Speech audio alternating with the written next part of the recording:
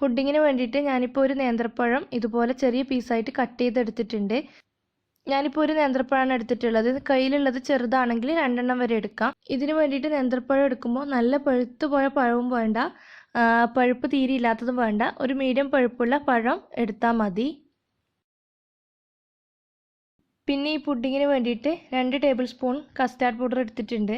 ഈ ഒരു കസ്റ്റാർഡ് പൗഡറിലേക്ക് നമുക്ക് 1.5 ടേബിൾ സ്പൂണോളം കോൺഫ്ലോർ കൂടി ചേർത്തിട്ട് ഒന്ന് മിക്സ് ചെയ്തെടുക്കണം.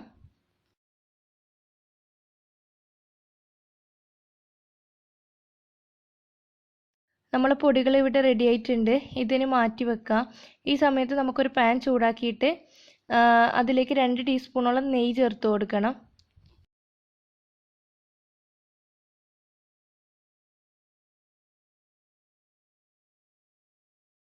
നെയ്യൊന്ന് ചൂടായി വന്നിട്ടുണ്ട്. ഇതിലേക്ക് നമ്മൾ കട്ട് ചെയ്ത് വെച്ച് നേന്ത്രപ്പഴം ഇട്ട് കൊടുക്കുക.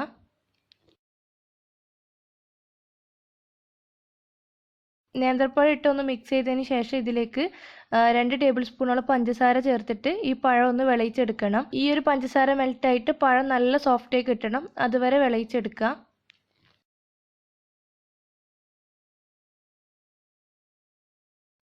ഇപ്പോൾ പഴം അത്യാവശ്യം നല്ല സോഫ്റ്റായി വന്നിട്ടുണ്ട്. ഇനി ഇത് ഫ്ലെയിം ഓഫ് ചെയ്യുക. ഫ്ലെയിം ഓഫ് ചെയ്തിട്ട് ഈ പാത്രത്തിൻ്റെ ചൂടുകൊണ്ട് ഇതിൻ്റെ ചെറുതായിട്ട് ഇതിൻ്റെ കളർ മാറി കിട്ടിക്കോളും. അപ്പോൾ ഈ സമയത്ത് നമുക്ക് ഫ്ലെയിം ഓഫ് ചെയ്യാം. ഈ സമയത്ത് ഞാനിപ്പോൾ ഒരു 2 കപ്പ് പാല് തിളപ്പിക്കാൻ വേണ്ടി വെച്ചിട്ടുണ്ട്. പാലിലേക്ക് മധുരത്തിന് ആവശ്യമുള്ള കണ്ടൻസ്ഡ് മിൽക്ക് ചേർത്ത് കൊടുക്കുക. ഞാനിപ്പോൾ ഒരു 1/2 ടീൻ കണ്ടൻസ്ഡ് മിൽക്കാണ് ചേർത്ത് കൊടുക്കുന്നത്. ഇതിന് പകരം നിങ്ങൾക്ക് പഞ്ചസാര വേണമെങ്കിൽ യൂസ് ചെയ്യാം. ഇനി പാല് തിളക്കാൻ വേണ്ടി വെയിറ്റ് ചെയ്യണം.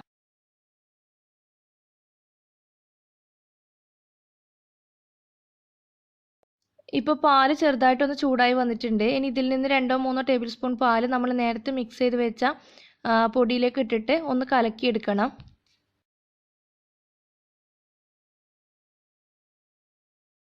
ഒട്ടും കട്ടകളൊന്നും ഇല്ലാതെ മിക്സ് ചെയ്ത് വെച്ചിട്ട് ഒരു ഭാഗത്തേക്ക് മാറ്റി വെക്കുക. പാലൊന്ന് ചൂടാകുന്ന സമയത്ത് ഇത് ഒഴിച്ചു കൊടുക്കാനുള്ളതാണ്.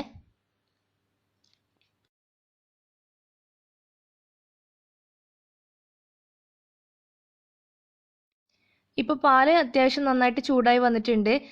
ഈ സമയത്ത് നമ്മൾ നേരത്തെ മിക്സ് ചെയ്ത് വെച്ച പൊടികളെ മിക്സ് ഒഴിച്ചു കൊടുക്കണം. ഒഴിച്ചു കൊടുക്കുന്ന സമയത്ത് ലോ ഫ്ലെയിമിലായിരിക്കണം. പിന്നെ കൈവിടാതെ ഇളക്കിക്കൊണ്ടിരിക്കണം, അല്ലെങ്കിൽ കസ്റ്റാർഡ് പൗഡറും കോൺഫ്ലോർ പൊടിയും അവിടെ ഇവിടെയൊക്കെ കട്ട പിടിച്ചിരിക്കും. അപ്പോൾ നന്നായിട്ട് തന്നെ മിക്സ് ചെയ്തെടുക്കുക. ഇത് ജസ്റ്റ് ഒന്ന് തിക്കായി കിട്ടുന്നവരെ ഇതുപോലെ ഇളക്കിക്കൊണ്ടേയിരിക്കണം.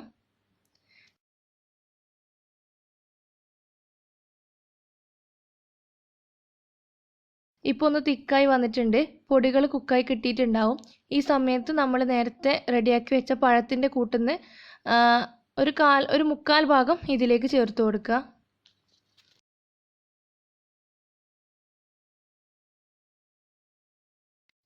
ഇനി നന്നായിട്ട് തന്നെ മിക്സ് ചെയ്ത് യോജിപ്പിച്ചെടുക്കണം. ഇനി ഇത് കുക്ക് ചെയ്തെടുക്കേണ്ട ആവശ്യമില്ല. ഈ സമയത്ത് നമുക്ക് ഫ്ലെയിം ഓഫ് ചെയ്യാം. ഫ്ലെയിം ഓഫ് ചെയ്തിട്ട് നമ്മൾ സെറ്റ് ചെയ്യാൻ ഉദ്ദേശിക്കുന്ന പുഡിംഗ് ട്രേയിലേക്ക് ഇത് മാറ്റാം. 2 മണിക്കൂർ കൊണ്ട് തന്നെ ഈ പുഡിങ് സെറ്റായി കിട്ടും. ഇപ്പോൾ ഇതിൻ്റെ ചൂട് പോകാൻ വേണ്ടിയിട്ട് ഒന്ന് വെയിറ്റ് ചെയ്യാം. ചൂട് പോയതിന് ശേഷം നമുക്കിത് ഗാർണിഷ് ചെയ്തെടുക്കാം. പിന്നെ ഒരു കാര്യം പറയാനുള്ളത്, ഇതിൽ ഞാൻ ചൈന ഗ്രാസ് ഒന്നും ചേർത്തിട്ടില്ല. അപ്പോൾ അതുകൊണ്ട് ഒരു ബ്ലോക്കായിട്ട് കട്ട് ചെയ്തെടുക്കാനൊന്നും പറ്റില്ല. ഇത് നല്ല ക്രീമി ആയിട്ടുള്ള ഒരു പുഡിങ്ങാണ്. വലിയ പാർട്ടിക്കൊക്കെ നമ്മൾ കട്ട് ചെയ്തിട്ടാണല്ലോ സെർവ് ചെയ്യുക. അപ്പോൾ അങ്ങനെ നല്ലൊരു പെർഫെക്ഷനോടെ കട്ട് ചെയ്യണമെന്നുണ്ടെങ്കിൽ ഇതിലേക്ക് കുറച്ച് ചൈന ഗ്രാസ് മെൽറ്റ് ചെയ്ത് ചേർത്ത് കൊടുക്കണം. ഒരു 2 ഗ്രാം ചൈന ഗ്രാസ് ഒക്കെ മതിയാവും. ചൈന ഗ്രാസ് മാത്രം വെച്ചിട്ട് ചെയ്യുകയാണെങ്കിൽ കോൺഫ്ലോർ പൊടിയുടെ ആവശ്യമില്ല.